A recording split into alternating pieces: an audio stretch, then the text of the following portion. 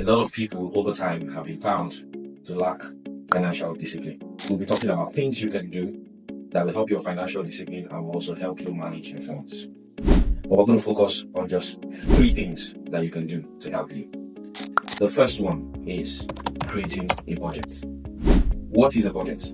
Budget typically is something that shows you your income or revenue, that's money you make, and the expenses that you also make over a period of time.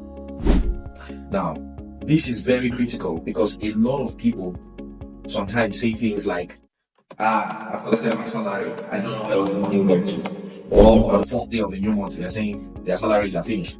Why this happens most of the times is because they never had a budget in the first place. If they had a budget, then they will be able to track their expenses. If you're able to write how much you make in a month on one side of a sheet of paper, and on another side of the sheet of paper you can also write what are the things you spend your money on. How much do you spend on food in a month? How much do you spend on cable TV in a month? How much do you spend on transport in a month? How much do you spend on toiletries on a monthly basis? If you're able to put these things down, you will be able to make a budget and start tracking your expenses. If you're able to do this as the first step, you're on your journey to managing your funds properly.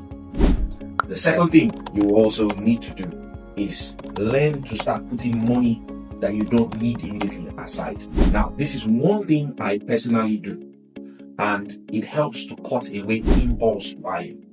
And this is because if you've got money in your accounts that has no label on it, most of the times impulse buying and black tax could also come and take such monies away from you.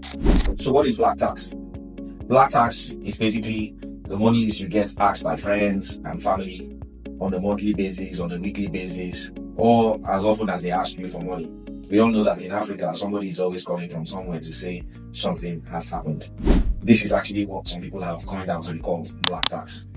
So I would advise, if, for example, you have 300,000 in your account, and you know that on a monthly basis, you're probably going to need 150 or 180 to survive, I would suggest that the remaining monies you have, you put them aside in a savings scheme or an investment scheme that is outside your immediate reach, so that you are unable to touch those monies. Because when you touch them, you are actually being indisciplined, and you want to be able to maintain financial discipline. So my third point, we'll be speaking about curbing excesses or reducing impulse buying. Now, impulse buying or curbing excesses has to do with you trying to buy everything that is out there. A typical example is people always trying to buy the new iPhones. These are people that are always trying to meet up with status. This is not a good way to live. If you want to manage your funds properly, you will need to curb such kind of excesses. Another example is always trying to buy the clothes, or as we call them in our parlance here, ashwebi. We are always trying to buy the latest ashwebi for every party, and then we see ourselves looking for money to pay our bills. If you are able to manage the funds that come to you, you will be able to sort your expenses out properly and not need to borrow money to meet your bills.